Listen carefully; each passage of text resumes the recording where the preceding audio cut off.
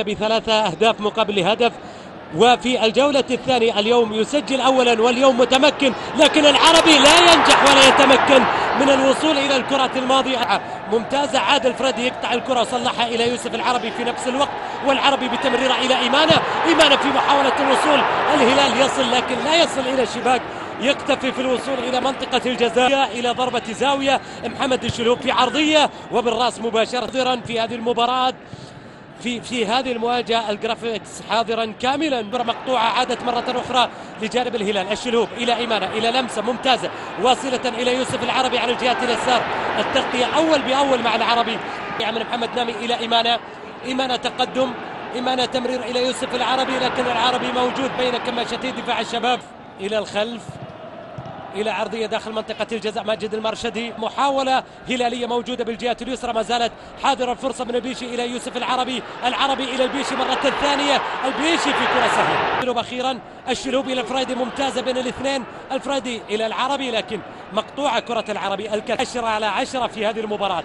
مانع الهلاليين من هز شباك وليد عبد الله، لكن هذه رأسية أيضا دفاع الشباب يقوم في داخل الست ياردات.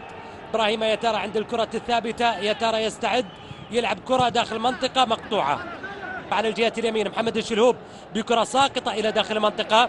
الكرات الهوائية أبدا ليست لصالح الهلال. راحت الكرة إلى يوسف العربي بقدم اليمين قوية وليد عبد الله. الشلهوب يلعب كرة إلى داخل منطقة الجزاء، مقطوع. الكرة عادت مرة ثانية من الجانب الهلالي إلى داخل المنطقة. المتابعة الدفاعية وبعد ذلك الوصول إلى حارس المرمى. الشلهوب يلعب كرة ممتازة داخل منطقة الجزاء، لكن طالت الكرة على إيمانة.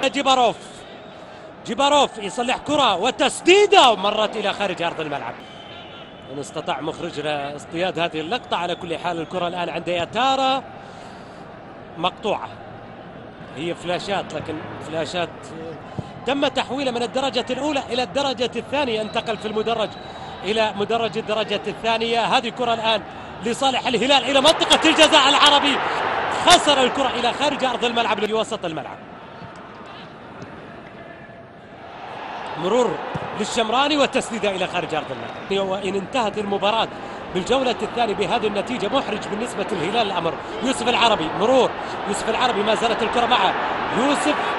اثنين من لاعبين الشباب يضغطون على يوسف العربي، ما زال يحافظ على كورته. العربي يحافظ على الكرة داخل المنطقة. وقوع مطالبات بضربة جزاء، لكن خليل جلال يطالب باستمرارية اللعب. لاعبوا ضد بعضهم في فرنسا. صعب المباراة.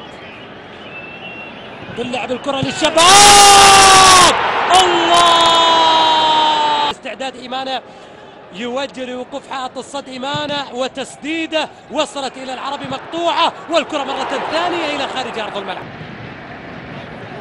وصلت الكرة عند سو ممتازة إلى إيمانة، إيمانة يلعب كرة عرضية داخل منطقة الجزاء بالرأس إلى خارج أرض الملعب. الشلهوب، إيمانة من جديد يرتكب مخالفة لصالح